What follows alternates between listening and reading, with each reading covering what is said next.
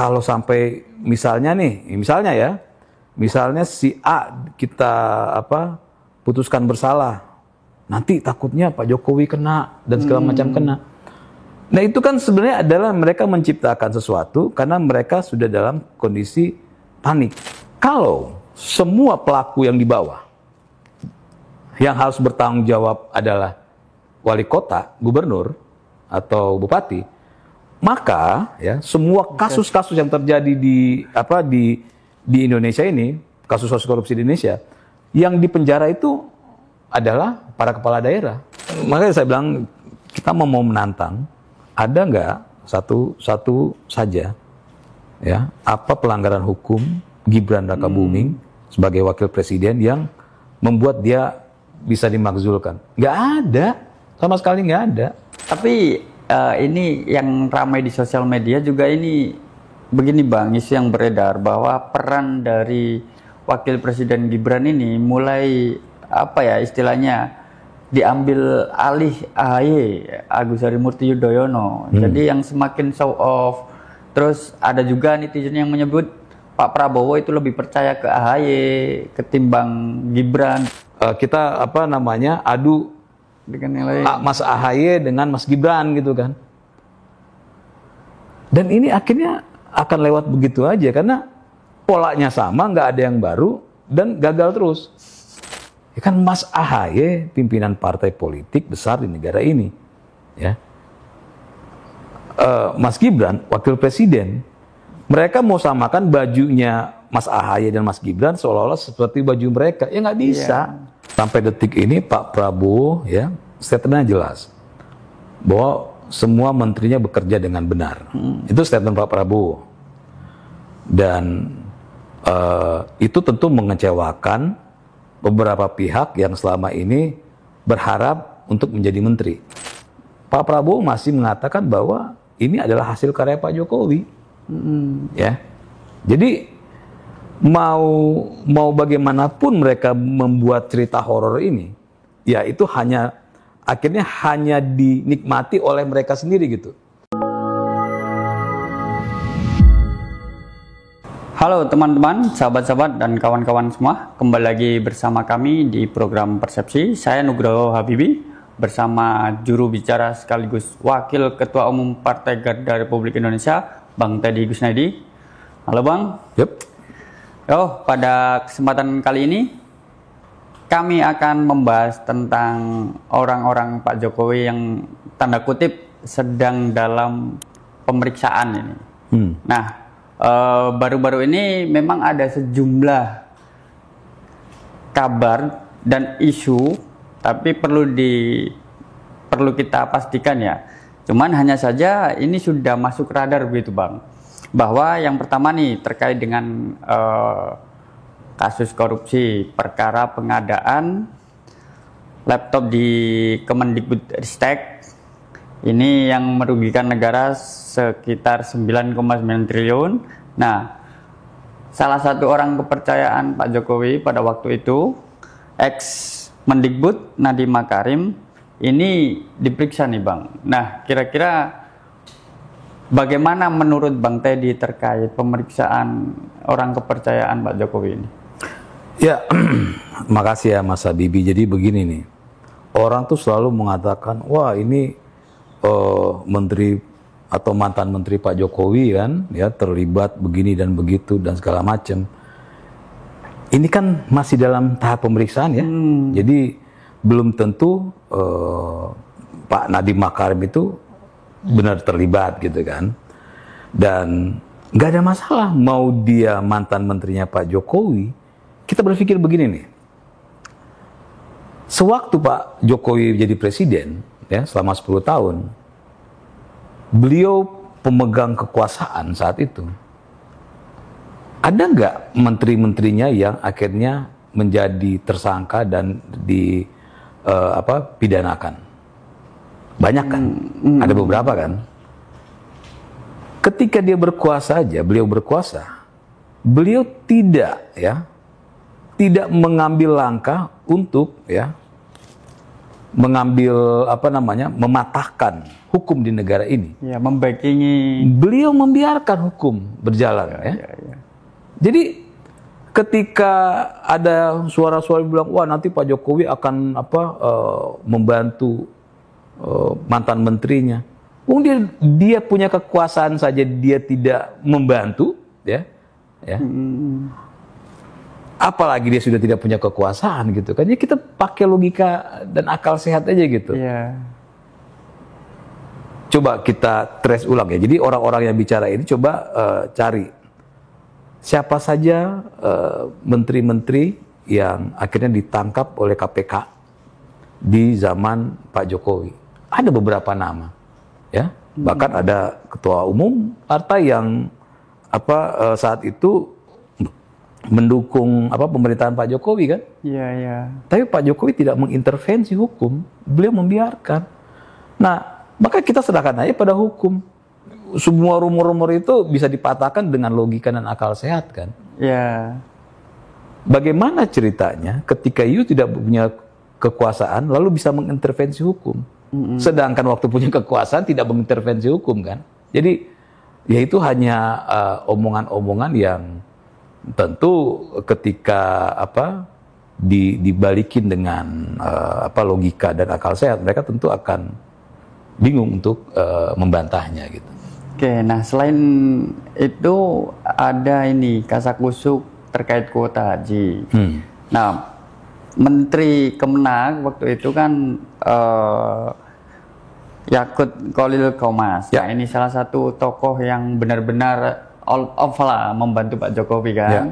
Kemudian di sisi lain nih ada Menteri Pak Jokowi juga yang waktu itu mendukung paslon yang bukan dukungan Pak Jokowi, yakni Tom Lembong nih Bang. Ya. Nah, Tom Lembong ini kan sudah proses pemeriksaan kan. Nah, terkait kasus impor gula ini, dia ini juga tanda kutip menyebut atas perintah Pak Jokowi. Nah, kira-kira apakah serangkaian ini memang sengaja menyasar Pak Jokowi begitu? Ya, jadi gini ya, Mas Habibie, orang itu kalau sudah ya dalam proses hukum, apa saja dia akan lakukan agar supaya bebas. Ya. Mau disuruh ke kiri, ke kanan, ke atas, itu kalau saya menganalogikan kayak orang lagi tenggelam. Ya. Ketika tenggelam, apa aja ya diraup ya, mau ada kayu mau ada daun itu diangkut sama dia, diambil agar supaya dia bisa tidak tenggelam. Nah ini yang terjadi sama ya orang-orang menjadi tersangka. Mereka melakukan berbagai macam cara, mengaitkan pihak-pihak lain, termasuk mengaitkan pihak Pak Jokowi, ya seolah-olah dengan begitu bisa mereka dibebaskan. Seolah-olah nanti ada intervensi kekuasaan, ya. Oh, kalau sampai misalnya si A kita putuskan bersalah, nanti takutnya Pak Jokowi kena dan segala macam kena. Nah itu kan sebenarnya adalah mereka menciptakan sesuatu karena mereka sudah dalam kondisi panik, tidak tahu lagi harus berkata. Ya tidak tahu mesti ngomong apa gitu kan.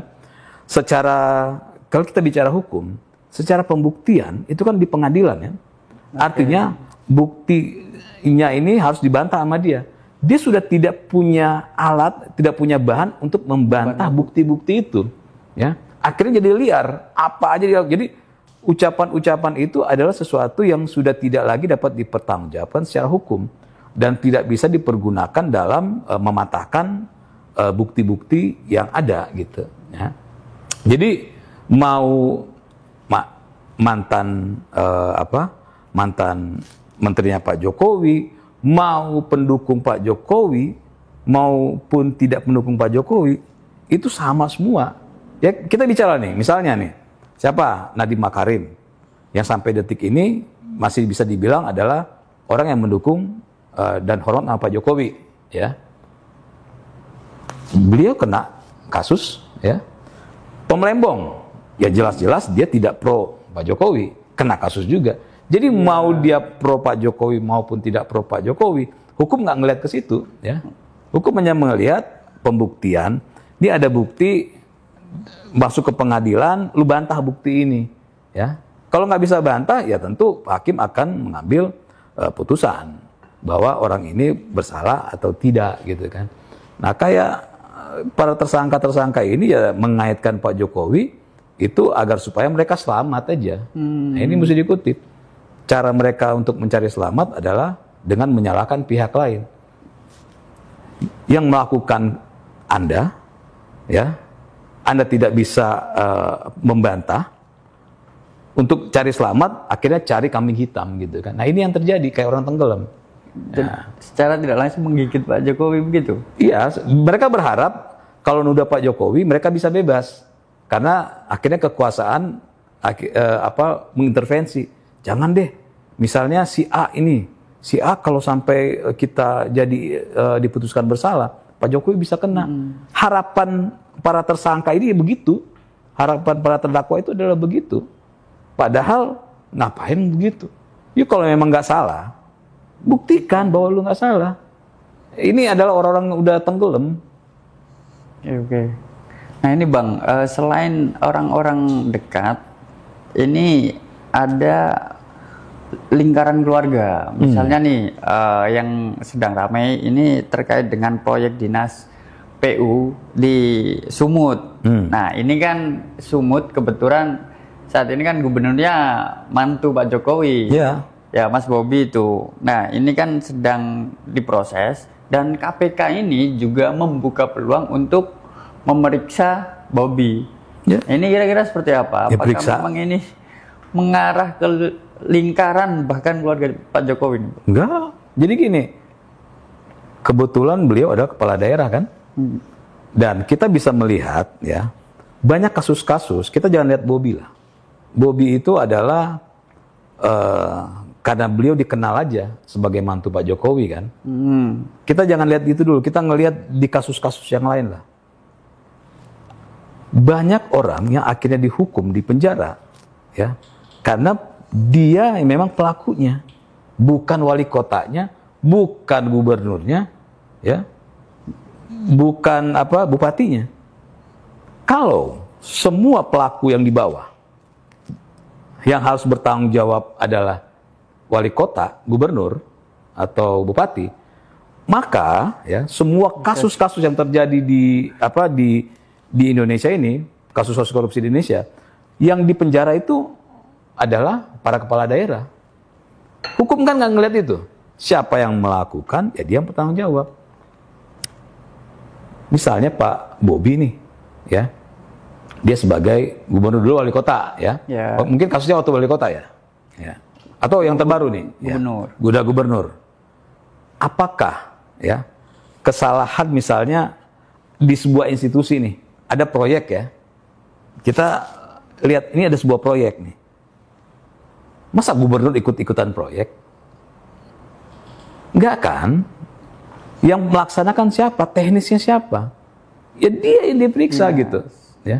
Kalau hukum akhirnya yang salah adalah sebuah, misalnya ada di sebuah dinas PU nih, pelakunya A dan B, tapi karena gubernurnya Pak Bobi, maka yang harus bertanggung jawab dan bersalah Pak Bobi. Ya nggak begitu, nggak ada yang begitu. Makanya ini seperti yang saya sampaikan tadi, orang-orang ya yang bersalah, yang tidak mampu membuktikan sesuatu, ya, dari bukti-bukti yang ada, caranya mereka untuk selamat adalah yang paling instan yang menyalahkan orang yang atasannya, yang punya nama lah ya, sehingga nanti mereka berharap bisa mempengaruhi putusan dari hakim.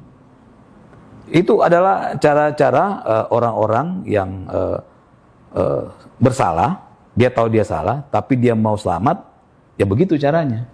Jadi sekali lagi ya saya bilang, lupakan Bobi karena beliau dikenal sebagai mantu Pak Jokowi, tapi lihat semua korupsi di daerah ya. Apakah ya yang ditahan itu orang yang melakukan atau kepala daerahnya? Nggak ada kan? Jadi udahlah ya. Jadi saya mengatakan ini kan rumor-rumor ini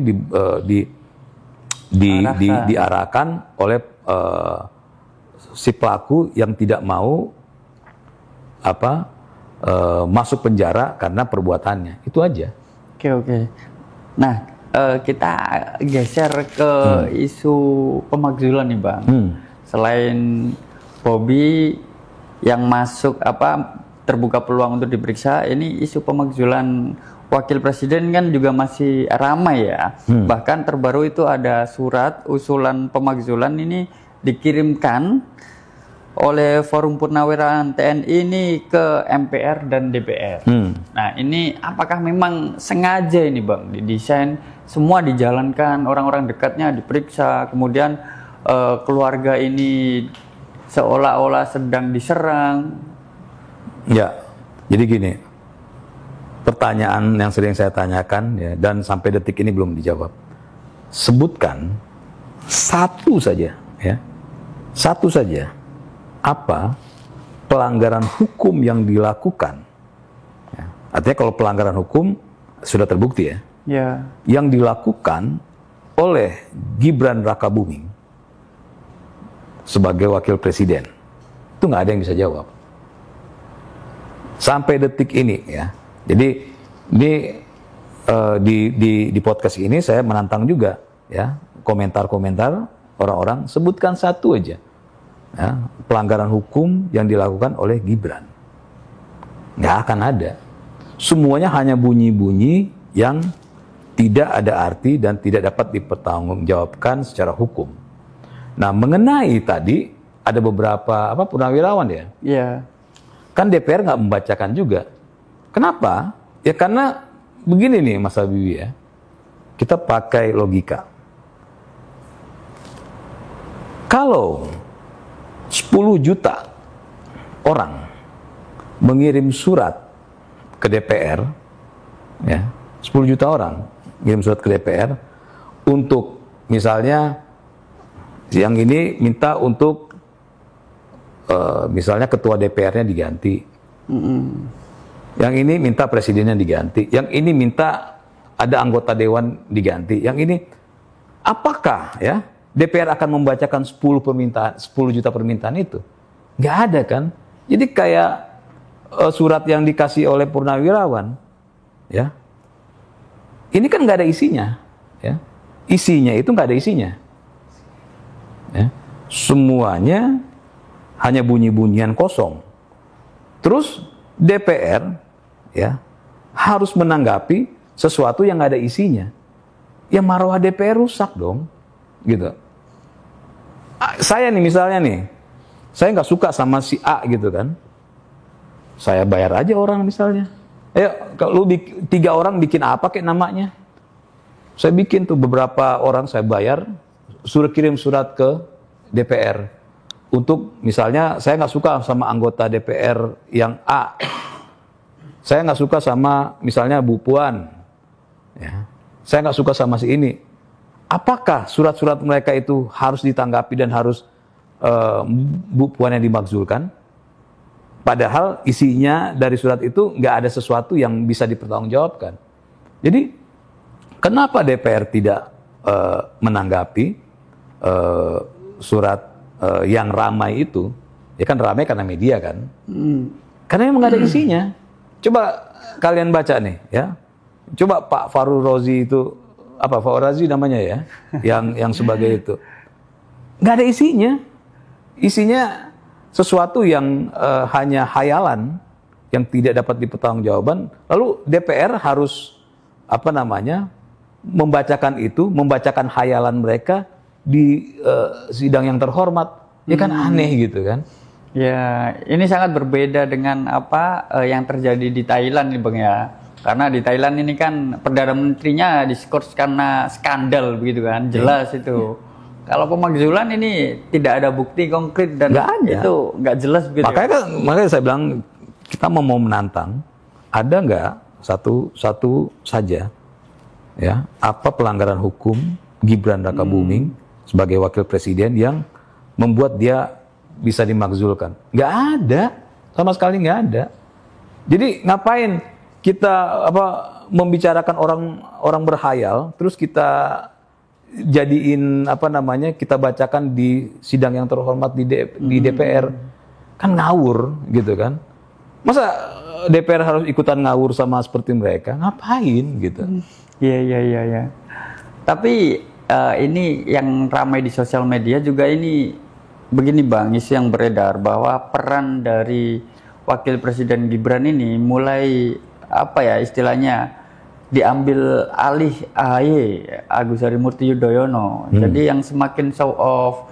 Terus ada juga netizen yang menyebut Pak Prabowo itu lebih percaya ke AHY ketimbang Gibran dan ketika mengisi forum-forum internasional atau mendampingi tokoh-tokoh internasional gitu.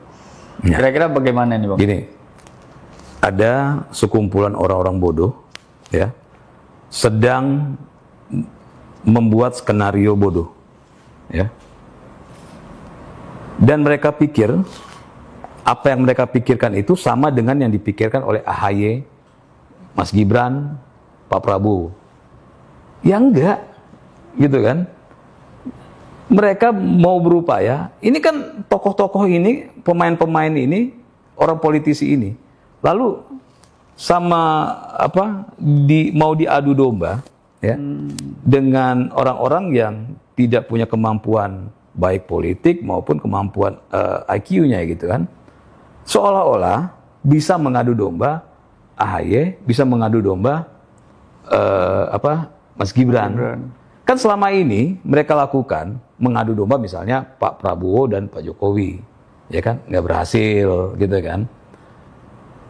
Karena Pak Jokowi dan Pak Prabowo nggak sebodoh mereka, gitu. Lalu mereka masih tetap mau berupaya bagaimana supaya Pak Prabowo dengan Mas Gibran nggak harmonis, gitu kan? Nggak berhasil lagi cara bodoh ini. Dan bodohnya mereka mengulang cara-cara yang nggak berhasil ini. Wah, nggak bisa. Berarti coba kita adu dengan yang lain. Mas AHY dengan Mas Gibran, gitu kan. Dan ini akhirnya akan lewat begitu aja karena polanya sama, nggak ada yang baru dan gagal terus. Ya. Jadi bunyi-bunyian ini kan hanya ramai misalnya di media sosial, terus ada orang-orang yang dipanggil ke media untuk membicarakan hal bodoh ini, gitu kan. Bagi media nggak masalah. Saya manggil orang-orang bodoh ini untuk mempertontonkan kebodohan, yang penting ramai dan ditonton orang.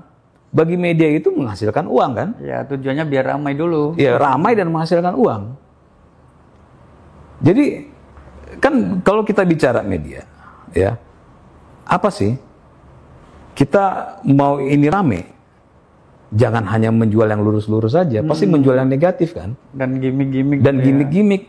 Nah, jadi media butuh mempertontonkan orang-orang bodoh, ya, di media. Mereka undanglah orang-orang bodoh itu untuk bicara, gitu kan. Seolah-olah mereka bisa mengadu domba para pimpinan ini, gitu. Ya kan Mas AHY pimpinan partai politik besar di negara ini, ya. Mas Gibran wakil presiden. Mereka mau samakan bajunya Mas AHY dan Mas Gibran seolah-olah seperti baju mereka. Ya nggak bisa. Dan kita ini sebenarnya sedang menonton sesuatu yang lucu-lucu lah, yang unik-unik, yang akhirnya yang membuat hiburan tersendiri, gitu. Saya yakin Mas AHY sama Mas Gibran itu nonton talk show orang-orang bodoh itu sambil ketawa-ketawa, ya. Saya yakin kata Mas AHY, dia pikir kita bodoh kayak mereka, gitu kan. Dan saya yakin, karena nggak mungkin, ya, misalnya Mas Gibran itu digantikan oleh siapapun, sedangkan Mas Gibran tidak pernah melakukan sesuatu yang melanggar hukum di negara ini. Jadi ini bunyi-bunyian hanya tontonan-tontonan yang lucu-lucuan aja di negara ini, kan. Ya, tujuan orang-orang itu sebenarnya apa, Bang, untuk membuat ini? Apakah sekedar hiburan atau memang adu domba? Nah, gini, ada orang-orang yang memang butuh mereka panggung, Ya. Mereka ingin terkenal. Sama kayak zaman dulu kita ngelihat ada artis yang tidak punya kemampuan acting, tidak punya kemampuan musik, tidak punya kemampuan menyanyi, supaya dia dikenal publik, maka dia melakukan hal bodoh. Kontroversi yang kontroversi. Hal kontroversi. Nah, sama dengan di dunia politik ini, ya. Ada banyak orang-orang yang butuh validasi, yang butuh tampil, ya. Maka mereka harus melakukan sesuatu yang bodoh agar bisa tampil. Media mengangkat mereka karena mereka bodoh. Ini kita fair-fairan ya. Media mengangkat karena mereka, wah ini ada orang bodoh baru nih, ya. Yang bicaranya nuding sana nuding sini, kita kasih panggung supaya banyak penonton. Oke. Nah, orang bodoh ini tentu akan merasa dia mendapatkan panggung dan dia tentu akan memanfaatkan itu. Ya seperti yang saya bilang sebelum-sebelumnya, ending-endingnya apa? Uang, mereka butuh uang. Kenapa orang-orang yang punya pekerjaan, ya, yang sibuk dengan pekerjaannya, nggak mungkin melakukan hal bodoh itu. Nggak akan ngurusin, nggak ada waktu gitu kan. Jadi kenapa mereka terus melakukan hal bodoh itu? Ya karena itu jenjang karir mereka untuk mendapatkan uang. Dengan dapat panggung, mereka diundang sana-sini, siapa tahu bisa jadi tokoh kan. Jadi ini sebenarnya saling menguntungkan nih ya. Media butuh orang itu supaya bisa ada tayangan, orang itu butuh media supaya dia bisa tampil, ya. Dan ini bukan hal baru, karena dari zaman dulu juga begitu, ya. Ya saya bilang tadi, kayak artis tadi gitu kan, untuk tampil dia harus melakukan hal bodoh. Dia tahu itu bodoh, dia tahu, tapi dia butuh kebodohan itu supaya dia bisa tampil. Nah, yang kita tonton ini adalah orang-orang bodoh yang tidak punya kemampuan, tapi ingin tampil, ingin terkenal. Ya kita nikmati aja lah ini gitu. Oke Bang, kembali lagi ke konteks Pak Jokowi. Ini isunya yang sedang beredar ini bahwa orang-orang Pak Jokowi yang memiliki jabatan atau peran strategis di pemerintah era Pak Prabowo ini ingin mulai disingkirkan. Nah ini kira-kira seperti apa tanggapan Bang Deddy? Sampai detik ini Pak Prabowo ya statementnya jelas bahwa semua menterinya bekerja dengan benar. Itu statement Pak Prabowo. Dan itu tentu mengecewakan beberapa pihak yang selama ini berharap untuk menjadi menteri. Kita buka-bukaan aja. Ya. Jadi ada orang-orang, tokoh-tokoh yang terus merusak atau menyalahkan menteri A, menteri B dan C, ya, supaya mereka tampil dan akhirnya menjadi pengganti dari menteri itu. Reshuffle ya, gitu kan. Tentu pernyataan Pak Prabowo ini mengecewakan mereka, gitu kan.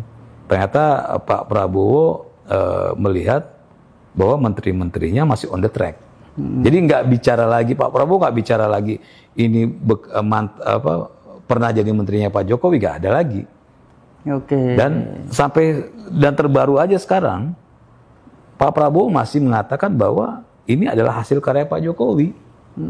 Ya, jadi mau bagaimanapun mereka membuat cerita horor ini, ya itu akhirnya hanya dinikmati oleh mereka sendiri gitu. Jadi mereka yang bikin sendiri, mereka yang heboh sendiri, mereka yang ngamuk-ngamuk sendiri, dan mereka yang menikmati sendiri gitu kan. Ya kan sakit kan ini. Ya. Mereka menciptakan sebuah cerita horor yang tidak nyambung dengan kenyataan di lapangan.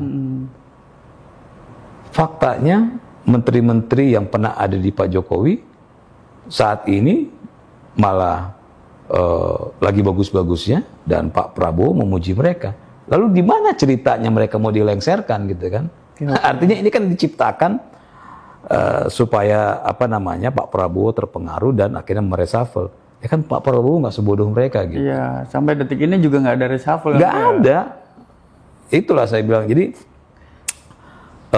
bunyi-bunyian ini memang diciptakan, ya, diciptakan dan ada uangnya, macam-macam. Seperti yang contoh saya bilang tadi, ada kepentingan untuk tampil, ada juga memang diciptakan oleh orang-orang yang ingin jadi menteri, gitu kan? Iya, iya. Orang-orang ingin jadi menteri, dia bayar pihak-pihak yang menyuarakan hal itu agar supaya lamaran dia untuk menjadi menteri diterima, gitu kan?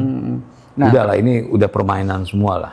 terkait peran ini kan ramai juga di media bahwa Erick Thohir dulu kan era Pak Jokowi itu selalu menjadi salah satu penentu untuk anak cucu komisaris direksi BUMN ya Bang. Nah sekarang itu perannya mulai di downgrade, diambil alih Danantara lah istilahnya. Bahkan meskipun saat ini masih menjabat Menteri BUMN, tapi perannya untuk mengatur BUMN ini mulai hilang Bang. Itu kan kata mereka kan?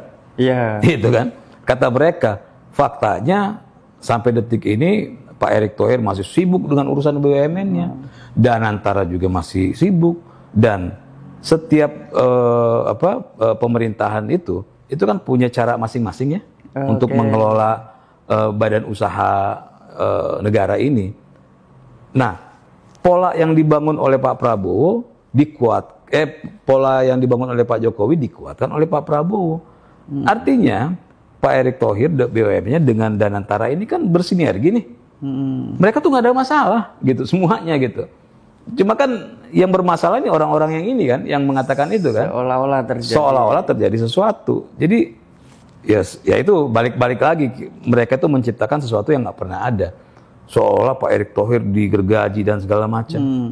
Pak Erick Thohir makin sibuk ya. Bagaimana ceritanya digergaji gitu. Itulah apa yang mereka asumsikan dengan kenyataannya memang tidak sama, dan itu tentu sangat mengecewakan mereka gitu. Mereka terus berupaya agar supaya mimpi mereka, halusinasi mereka bisa terjadi di dunia nyata. Tapi sampai saat ini belum berhasil. Tapi kalau secara peran ini bukannya mulai di downgrade ya Bang, BUMN ini? Menteri BUMN misalnya dalam penentuan komisaris anak atau cucu BUMN itu tidak lagi punya otoritas begitu Pak Erick. Tapi pada era Pak Jokowi itu punya otoritas penuh, misalnya semua nama itu harus di store ke meja Pak Erick, tapi sekarang enggak. Itu kan katanya kan? Iya. Itu kan katanya kan? Tahu nggak mereka apa yang terjadi ketika Pak Erick Thohir jadi Menteri BUMN zamannya Pak Jokowi dalam menentukan komisaris dan segala macam? Tahu nggak mereka? Enggak kan? Oke. Apakah mau-maunya Pak Erick Thohir? Enggak juga gitu. Semuanya ada sistemnya, semuanya ada aturan. Tapi makanya saya bilang, ketika Pak Erick Thohir jadi Menteri BUMN di era Pak Prabowo, tentu akan ada perubahan-perubahan sistem, tapi tidak menghilangkan peran yang pernah ada Pak Erick Thohir di zaman Pak Jokowi.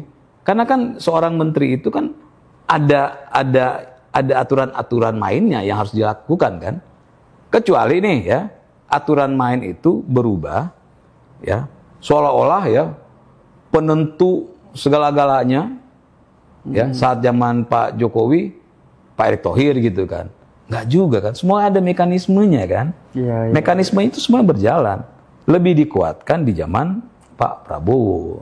Jadi sebenarnya kalau kita bicara ini sama ya, balik-baliknya semua yang mereka sampaikan ya jadi akan balik-balik situ lagi nih.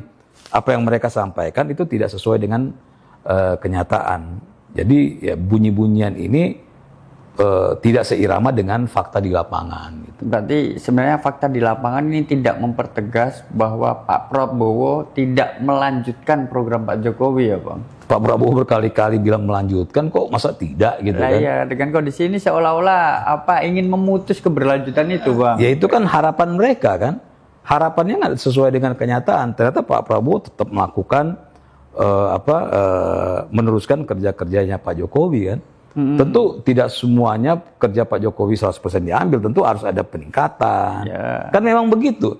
Misalnya dari zaman Presiden SBY, ya kebijakannya ditingkatkan di zaman Pak Jokowi. Begitupun Pak Jokowi ke Pak Prabowo, gitu kan? Itu sesuatu yang biasa, Ya, di perusahaanku juga begitu. Jadi nggak ada masalah. Saya malah curiga nih orang-orang yang ngomong begini, orang-orang yang tidak pernah megang perusahaan, ya, orang-orang yang tidak pernah terlibat dalam sebuah kerja tim, sehingga cara berpikir mereka kayak orang beli sayur di pasar gitu kan. Nggak sesederhana itulah gitu. Lah ini Bang, ini dilematisnya begini Bang, kalau misalnya Pak Prabowo ini kuat melanjutkan program Pak Jokowi, ini Pak Prabowo ini seolah dibayangi dengan kekuatan Pak Jokowi di belakangnya. Nah ini dilematisnya, ini kira-kira seperti apa? Kalau tidak melanjutkan, seolah-olah dituduh retak atau tidak ingin melanjutkan lagi program Pak Jokowi. Nah, kalau cara berpikir begitu, ya, ini aneh. Artinya gini, cara berpikir begitu sebenarnya salah kalau Pak Prabowo dibayang-bayangin oleh Pak Jokowi. Kalau cara berpikir begitu, ya. Sebenarnya Pak Prabowo itu dibayang-bayangin oleh kebijakan Pak Soekarno. Kan presiden pertama kan Pak Soekarno nih. Kebijakan-kebijakan Pak Soekarno kan masih ada sampai sekarang nih, ya beberapa. Baru Pak Harto gitu kan, kebijakan Pak Harto ada kan,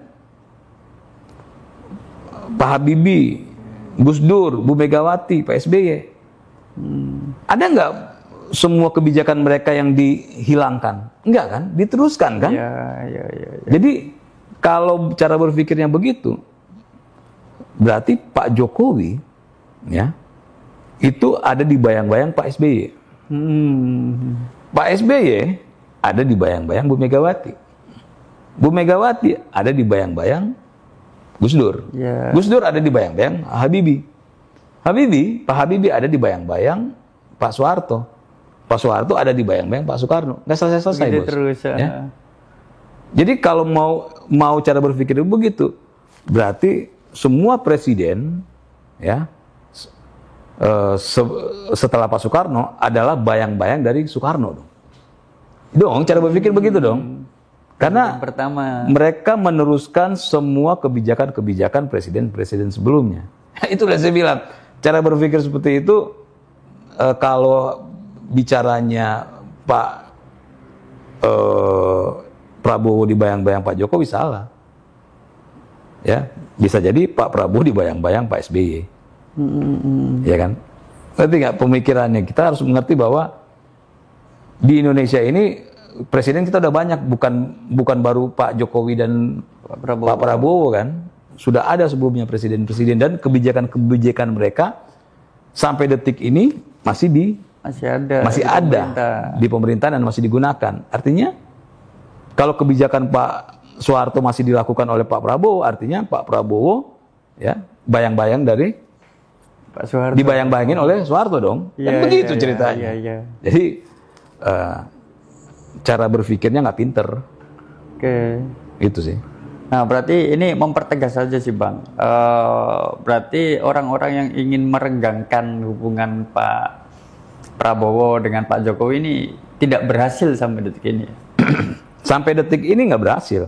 Dulu, ya kan saya bilang dulu, ketika masih menjadi calon presiden, Pak Prabowo mau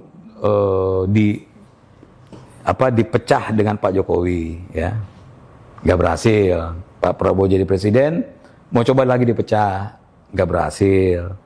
Akhirnya wakil presiden mau dipecah sama presiden, nggak berhasil. Ya, nanti kan sekarang kan Pak wakil presiden mau dipecah sama AHY, nanti nggak berhasil. Ada lagi tokoh yang mau dipecah gitu kan. Jadi nggak selesai-selesai. Jadi ya kita anggap itu sebagai lucu-lucuan saja ya. Karena mereka nggak pernah berhasil membuat kejahatan di negara ini. Itu kan bagian dari kejahatan ya. Yang mereka. Jadi para penjahat ini tidak pernah berhasil menjalankan kejahatannya di negara ini. Nah, itu yang paling tepat ya, para penjahat tidak bisa melakukan kejahatan di negara ini. Oke, mungkin itu perbincangan kita terkait dengan seolah-olah orang-orang Pak Jokowi ingin disingkirkan. Jangan lupa ya, terus ikuti perbincangan kami di program Persepsi di channel Partai Garda Republik Indonesia. Bila ada komentar, bila ada masukan bisa berkomentar, tapi jangan lupa like and subscribe. Salam.